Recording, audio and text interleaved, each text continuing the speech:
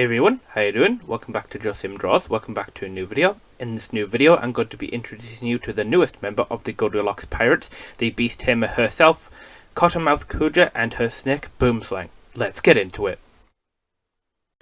Okay everyone, I just want to turn back the clock a little bit, and from that final design that you just saw in the intro, and I want to take you back to my initial designs and kind of my thought process and all the kind of like initial designs and stuff until we get to the kind of final illustration that you saw at the end there, or at the beginning, sorry. So here I've got like three kind of like initial sketches. So I didn't really know what I wanted to do for Cottonmouth really. All I knew I wanted to create another female character to add on to the crew, because I just didn't want the whole crew to be kind of full of male characters and only having one female character, which is Nana Blythe.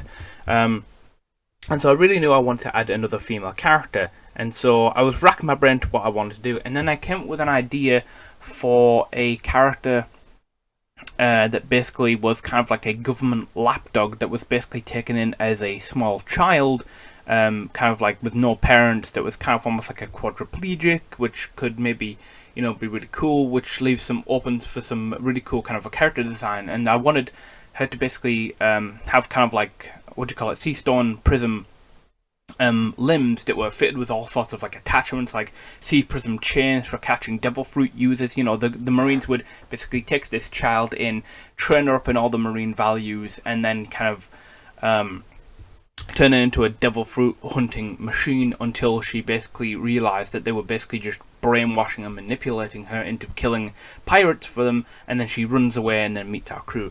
And I tried for ages to try and make that work, but I just never could really settle on one kind of like nugget of a design. I tried for ages and ages, and you know, I just couldn't figure out anything. So I took a step back and then looked at the One Piece races. This might be a trick for you if you want to create your own character designs in One Piece, or your own One Piece characters. Just if you can't think of one off the top of your head, just look at the One Piece like race list. You can go on to like the One Piece wiki and look at the like all the races in One Piece, and that's what I did. And then I came across the Kuja tribe of Amazon Lily, and I thought it'd be really cool to have a sort of like Boa Hancock-esque kind of like character on my crew. And then that's got the gears and the cogs turning in my brain, and then I ended up with kind of these sort of sketches here. So I'll just go through them. So here on the left here, if you've seen my community post from a while ago, you'll have seen this kind of sketch here. This is like a really basic kind of sketch here. I was thinking maybe she could have some like really cool snake tattoo. She could have like the Kuja tribe kind of tattoo under her stomach. She could have like a snake wrapping around her throat. She could have this kind of like white, kind of like poofy hair. And I thought, wouldn't it be really cool? I'll keep that same element of having like a missing limb or something, but make it far more interesting instead of having a metal arm, because all kind of like fantasy stuff have like metal arms and stuff. I said, what if it was made of like this kind of really hard, polished, kind of like expertly crafted wooden arm, which I think would be really cool, and then it could hide all sorts of weird like mechanics and gizmos and all that kind of stuff. So that's what I got to do basically. I looked up reference for oh no, that's not it. Never mind that. I looked up reference for the Kuja tribesmen and other Kuja tribeswomen, sorry, and the Kuja pirates and Boa Hancock and all of her subordinates. And initially, I wanted to make her an archer, and you know, in the end, I don't really go with that. But you know, a lot of them are archers. So that was like my initial idea for the character. So that was kind of like my first draft there. It's got like the white cloak and the boots and the black tights and kind of like the lingerie or like the sexy underwear. I'm not really that much of a fan of that design, but I do think it's really cool for where it's used. The second one here was, I was looking into maybe more of like 80s kind of like hair, so like the big poofy hair with the black band at the top, and like these cool kind of like low hanging kind of like snake earrings, and then kind of like a different look to her lingerie or her kind of like outfit here. You know, you got like these kind of bits on like the tights. If anyone knows these are, you can let me know, and like the garter belts and like the panties, and then obviously like the top bit, but I didn't really like that one so much. I like the purple aspect, the like the dark purple, which is really cool, but you know, didn't really sit right with me. And then there was this one here. I thought, let's try something different and unconventional. I'll go with like these big kind of like earrings here that like maybe made of solid gold or something, and then she'll have like a half shaven head, and then she'll have like this big kind of like swooping kind of like block of hair here, which I really liked. I didn't end up going with that, but I actually really liked it. And then obviously another change to the outfit here, keeping sort of the black tights here, but changing up kind of like maybe she's got like these gold kind of like clasps or discs or something on this kind of a panty waistline, and then kind of changing up the top here again with like the little like boob window there. Is that the correct term? I'm not really sure. But I actually really like this design. Again, still keeping in with the tattoos there. So that's kind of like the first batch. If I just hide that there for now, and then I got my second batch here, which I actually really like. There's a few over here, and I'll have to like go through them. So you might have to bear with me doing that. But here's another change here. I changed up her kind of like snake earrings here, which I think are really kind of cool. And then I changed up her hair here. I kind of changed up her hairline, and I gave her like this big long poofy ponytail, as well as changing like the tights here. I changed them to like kind of almost like fishnet tights here. Changed the color to like blue. Gave her like a different top here, and then I thought, what is this wooden arm actually going to do? It can't just be a wooden arm. So I wanted to have like some sort of hidden element, or you know, to get like the drop on enemies if she's fighting like close range enemies and stuff.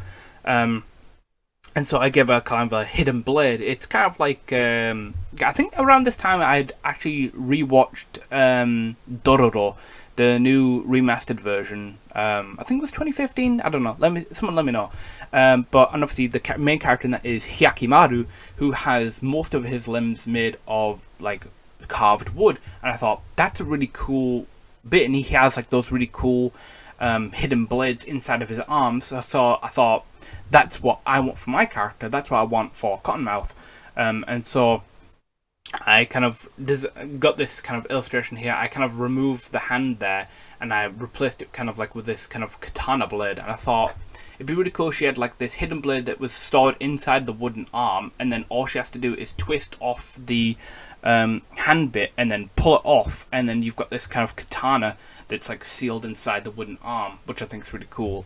So that's that design. This one is where I kind of kept most of the stuff here on the final one, like the boob window here. I kind of keep that with these kind of like black straps, and then I kind of keep the like black panties there, and then these kind of like almost pinstripe tights I keep because I really liked the contrast between like the purple kind of inside of the cloak, and then like this dark like black and white kind of like stripy pattern for the inside. Draws your eye down there, which I think is pretty cool. Again, keeping kind of like this hair and everything, you know, just going through the different designs. And then here's where I had like kind of like I changed most of the stuff. If I just open up the folder here, let me just see. Yeah, here we go. So there's like a different design. This was like a really late one that I added. I think I added another one now. I'll just get rid of that. But yeah, this was a later one. I'll see if I can find the original one. Please bear with me. There's another one. There we go. Alright, so here's... I know I really should label my folders, but I'm just kind of lazy. But here's like one I really liked for a while, and you know, I liked kind of like the ginger hair. I liked the kind of these big poof balls for like for hair. I don't know whether like I guess they're pigtails. Are they pigtails? I guess maybe. You know, I kind of liked the orange and green contrast. Again, keeping with the pinstripe leggings there. Keeping with like I reduced, you know, these tattoos to basically just like the one around the neck. Give her some kind of like dark green lipstick here. Give her the freckles that are common, you know, with redheads. And this was the design that I really liked for a while. You know, I changed up the top here, so I'll give a kind of like a green kind of panties, and then kind of changed up the what do you call it, the bra as well, so it has that kind of sort of same pinstripe kind of like look on the tights there. I don't know whether now looking at it back, I think the whole pinstripe stuff is too much. I think I should have just kept it to the tights area, but I digress. So then I just started to kind of make variations on this design. So if I hide these other ones, let me see. Oh yeah, here's another one where I thought I should kind of bring back the kind of like half swept kind of hair, but make it almost kind of like platinum blonde, silvery-ish, which I think looks pretty nice. And then I also changed up the kind of bra and pants, the panty, shall I say. I was thinking maybe more tribal kind of stuff, because I know there's some Kuja members that have kind of like that kind of like leopard print pattern on their kind of clothes. Here's another one where I took inspiration from one of the actual Snake sisters on the island, the sisters to Boa Hancock. You know, she has that kind of big floofy kind of green hair, and so I kind of wanted to copy that, see if that looked good. But this just kind of almost looks like she's wearing a wig, really, not really wearing the hair. Here's like another variation on this design where it's like using a lot more darker muted colors, and I turned her kind of bra and panties into more of kind of like a snake pattern, you know, really leaning into that kind of snake theme, you know, which is kind of come through in her namesake, since Cottonmouth is a type of snake, which I think is really cool and a really nice way to tie it back into the whole, you know, the Kuja and Amazon Lily and all that, where they all have those like cool snake companions. And so I kind of changed up her hair color here, which is more of like darker brownish, dark red. I think that comes through in the final design a lot more, but I still really kind of like the bright ginger there as well. Let me see, I did have another one here.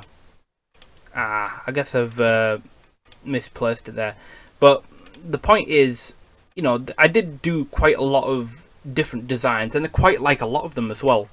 So that was basically Cottonmouth. Now for her snake companion, I came up with, I actually just looked up snake references. If I just bring these through, I really like all three of these like quick kind of like illustrations of her snake companion Boomslang, which is named after the actual snake species, the Boomslang snake, which I think just sounded really cool, so I wanted to name him Boomslang. And so I basically just kind of sketched these out really quickly. They're kind of rough, but I also really like the energy that they actually have, which I really like, and I think he's a nice contrast to her kind of design as well.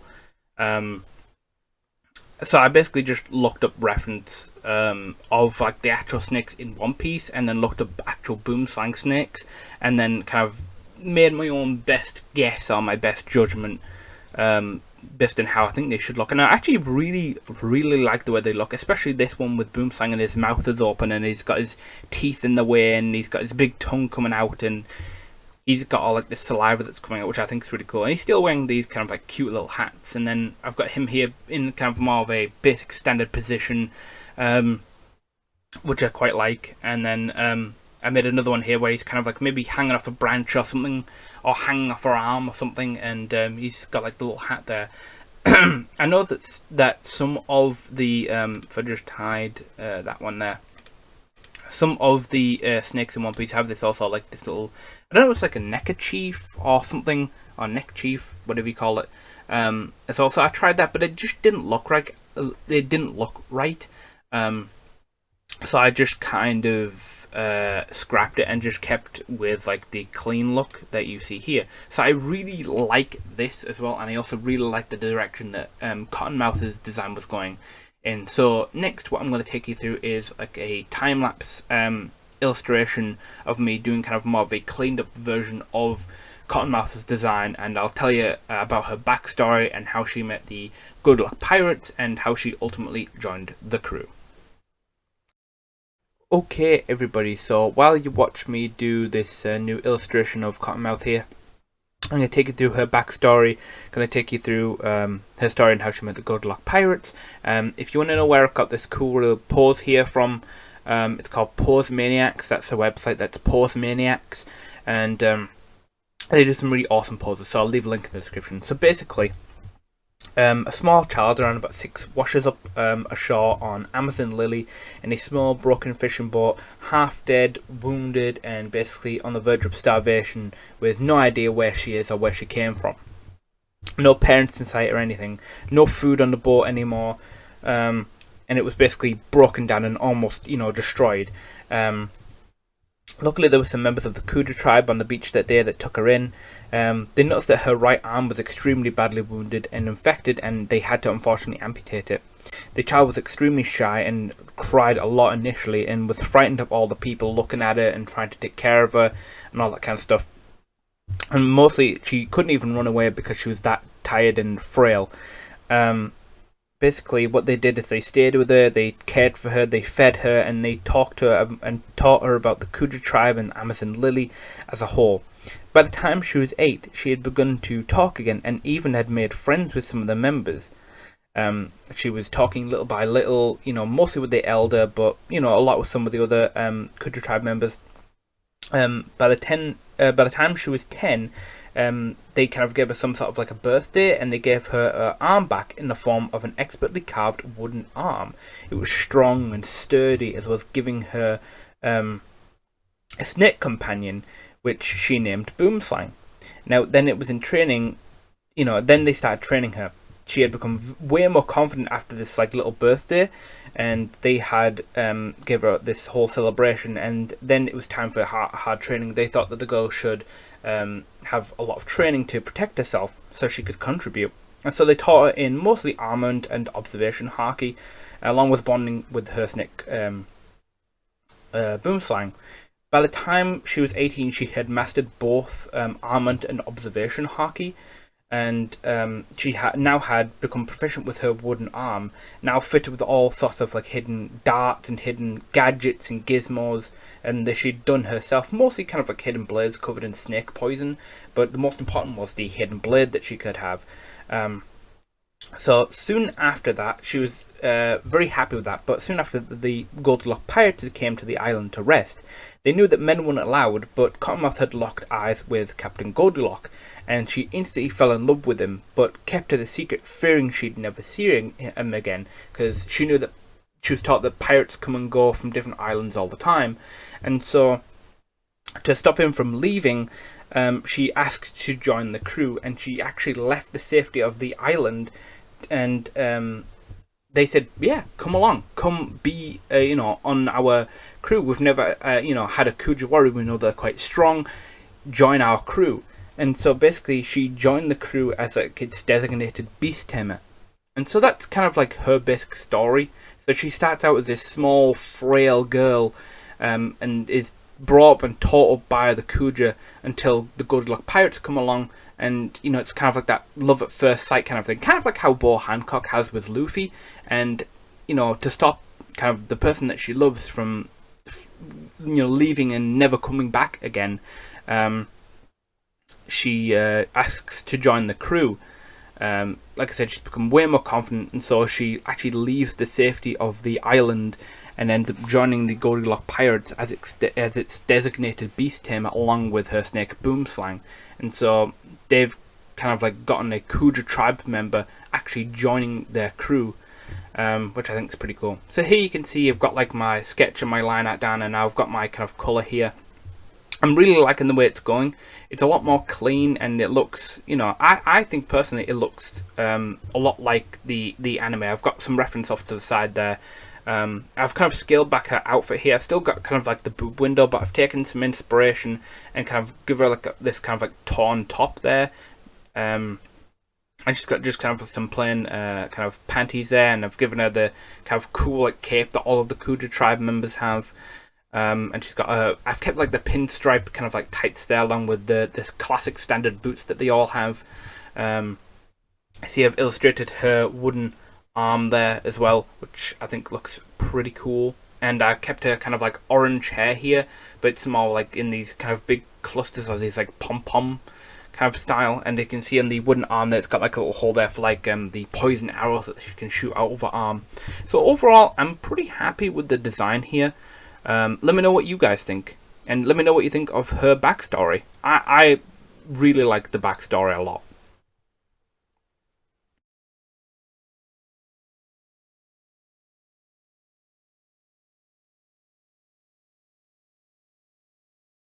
So hopefully you guys enjoyed that like little backstory of how she joined the crew, and how, you know, like her little backstory takes place, and how she basically became an honorary Kuja even though she wasn't actually born on the island.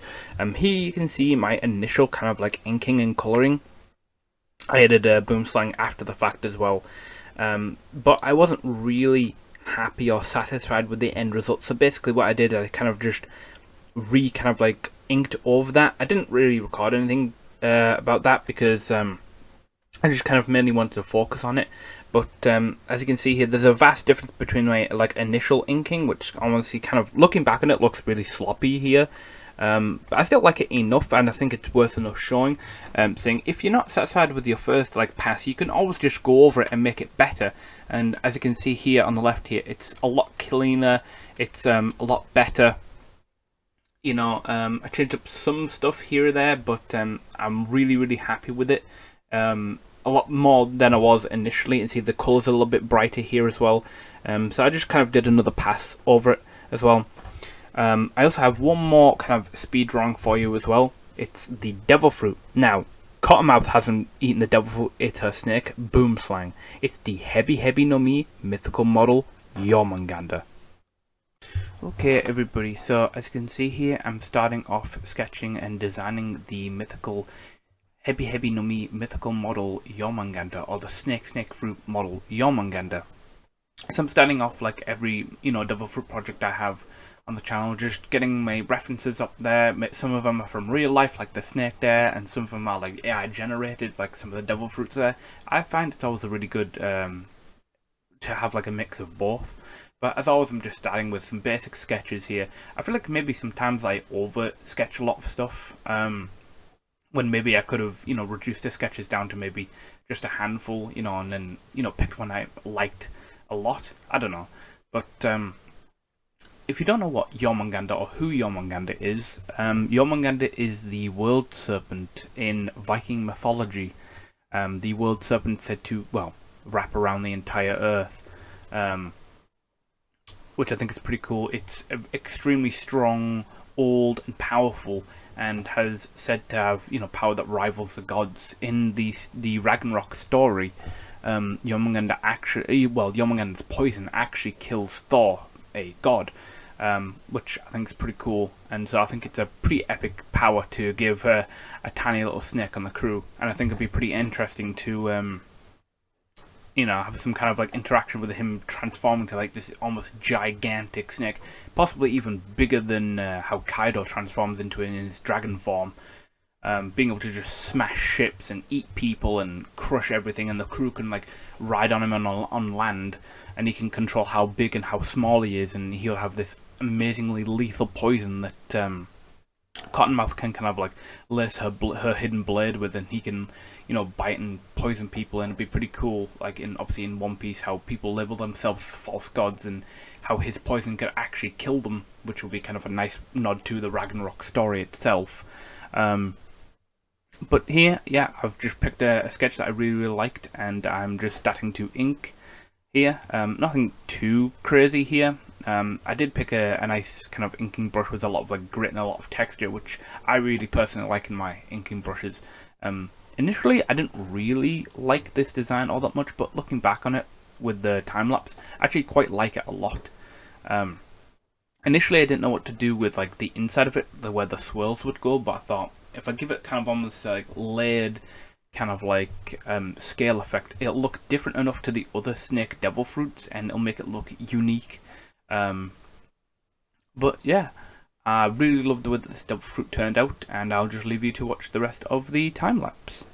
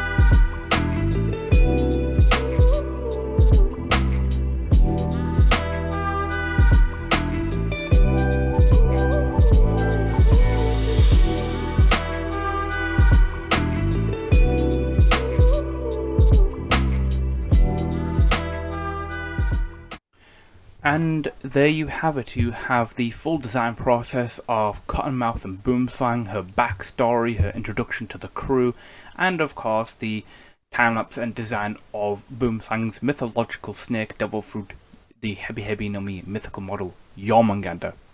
So if you guys did like this episode, don't forget to like, comment, subscribe, share my work around, all the good YouTube stuff, and I'll see you guys in the next video. See you later. Bye.